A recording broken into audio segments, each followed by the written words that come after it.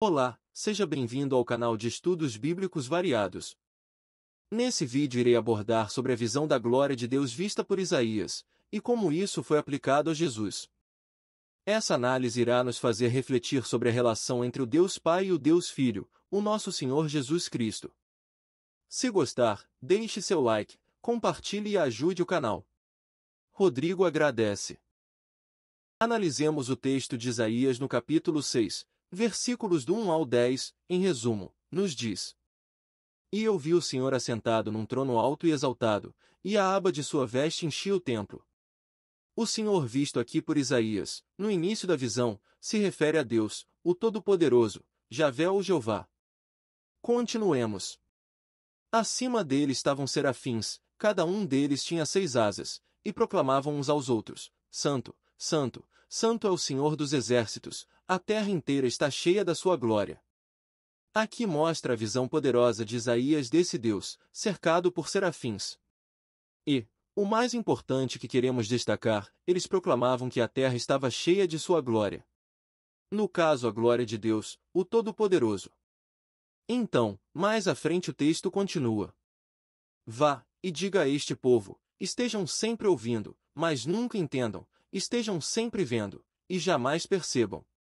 Torne insensível o coração desse povo, torne surdos os ouvidos dele e feche os seus olhos, para que não se convertam e sejam curados. Aqui vimos a designação de Deus, enviando Isaías para pregar, declarando ao povo que, mesmo diante de mensagens e sinais importantes, se tornariam cegos e surdos e não entenderiam elas, e assim não seriam convertidos, por não aceitar ser uma mensagem divina, mesmo diante de tantos sinais. Como o Evangelho aplica esses textos a Jesus? O apóstolo João, um dos mais importantes escritores bíblicos, narra uma passagem sobre a vida de Jesus. Leiamos o texto de João capítulo 12, versículos do 37 ao 42, em resumo, diz: Mesmo depois que Jesus fez todos aqueles sinais milagrosos, não creram nele.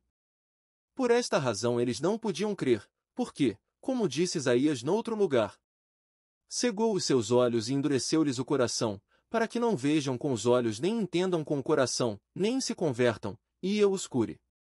Aqui, João se referindo ao capítulo 6 de Isaías, que lemos no início. Agora, notem a parte importante. João continua no texto, onde diz: Isaías disse isso quando viu a sua glória e falou dele. Ainda assim, muitos líderes dos judeus creram nele. Vemos aqui o paralelo entre o texto de Isaías e o cumprimento em Jesus, confirmado pelo apóstolo João. Pois, mesmo Jesus pregando de forma extraordinária, fazendo milagres, curando os enfermos, o coração de alguns ficariam endurecidos e não iriam crer que ele era o Cristo, o Salvador, predizendo assim o que foi dito a Isaías a respeito disso. Mas, a parte importante. João informa no relato, que Isaías viu a glória dele e falou dele. A quem João está se referindo?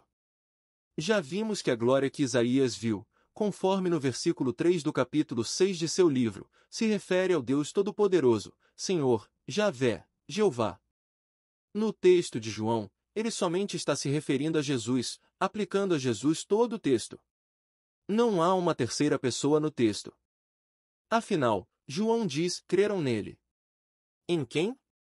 Jesus. E falou dele. Dele quem? É a mesma pessoa do texto, Jesus. E ainda finaliza dizendo que muitos dos judeus creram nele. Em quem? Jesus. Então, quando João diz que Isaías viu a glória dele, João está se referindo a Jesus. Isso nos mostra a relação de igualdade de glória entre as duas pessoas apresentadas, o Deus no texto de Isaías e Jesus na identificação do apóstolo João, a quem ele faz a indicação. Muitos irão dizer que isso não condiz, por interpretarem que o Deus do Antigo Testamento não tem relação com a pessoa de Jesus, ou que Jesus é inferior em relação a esse Deus, portanto não tendo a mesma glória, ou até mesmo que Jesus estava ao lado de Deus durante a visão de Isaías, ou qualquer outra indicação. Mas, o que diz o texto? Ele não é direto? Há margem para interpretação? Se não aceitarmos o fato que João está atribuindo a glória que Isaías viu, ou seja o Deus que ele viu, na mesma pessoa de Jesus, mesmo estando assim no texto. Então o que tem que mudar é a lente com a qual lemos as Escrituras. E muitas vezes essa lente está borrada por interferência de terceiros. Em futuros vídeos irei abordar como as Escrituras são claras em igualar os atributos do Deus Pai ao Deus Filho. O importante é meditarmos naquilo que estamos lendo, pois lembre-se que a salvação depende de uma fé em um Cristo verdadeiro, portanto compreender a essência desse Salvador é fundamental. Bom, espero que tenham gostado, deixem seus comentários e sugestão de novos vídeos, e que a paz de Cristo esteja com todos.